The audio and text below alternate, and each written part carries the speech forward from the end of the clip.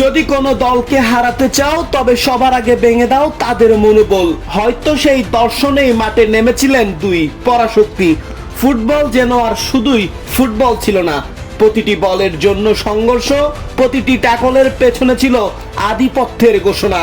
প্রথমার্ধ শেষ হওয়ার আগে দুই দলের মিলিয়ে 19টি ফাউল।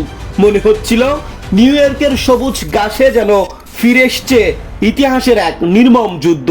স্নায়ুর লড়াই, শক্তির লড়াই ও মানসিকতার বিস্তার। বিরতির পর আচমকায় আঘাত, গোল খেয়ে পিছিয়ে পড়ল আর্জেন্টিনা। গ্যালারির আকাশে নীল সমুদ্র মুহূর্তের জন্য নিস্তব্ধ। স্কোরবোর্ডে সময় গড়িয়ে যাচ্ছে, আর প্রতিটি সেকেন্ড যেন হাজার টানের চাপ হয়ে বসছে বিশ্ব চ্যাম্পিয়নদের কাঁধে। কিন্তু কিছু মানুষ আছেন যাদের গল্প শেষ বাঁশি বাজার আগে লেখা যায় না।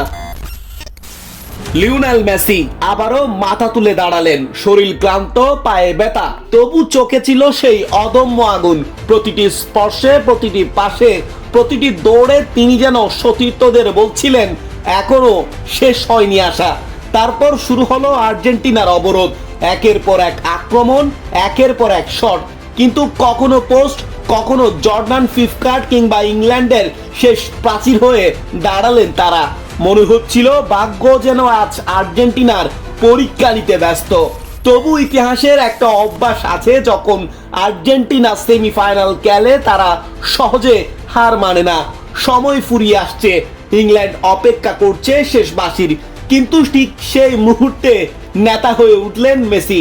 সবাই জানে তিনি বল পেলেই চারদিক থেকে ডিফেন্ডাররা ঝাঁপিয়ে পড়বে তার উপর। তাই নিজের জন্য নয়, বেছে নিলেন দলের জন্য এক নিখুঁত পথ। একটি ক্ষণ, একটি স্পর্শ, আর একটি জাদুকরি পাস। বল গিয়ে পৌঁছালো লাউতারো মার্টিনেজের পায়ে।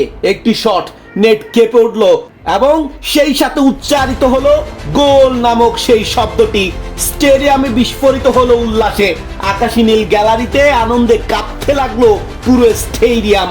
আর মেসি, তিনি শুধুই দুই হাত তুলে হাসলেন, কারণ এই মানুষটি বহু আগেই প্রমাণ করেছেন নিজের গোলের চেয়ে দলের জয়ই তার কাছে অনেক বড়। ফাইনাল একসময় বাতিল হয়েছিল, ভাগ্য যেন সেটাকে আরো বড় মঞ্চে ফিরিয়ে এনেছে আকাশী নীলদের। স্পেন বনাম আর্জেন্টিনা, নিউ ইয়র্কে বসতে যাচ্ছে বিশ্ব ফুটবলের সবচেয়ে প্রতীক্ষিত মহারণ। এটি হবে অধিনায়ক হিসেবে লিওনেল মেসির তৃতীয় বিশ্বকাপ ফাইনাল।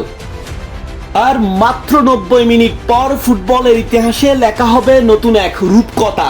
একজন মানুষ যিনি শৈশবে ছিলেন কর্মাকৃতির এক স্বপ্নবাজ, আবার উঠে দাঁড়িয়েছিলেন।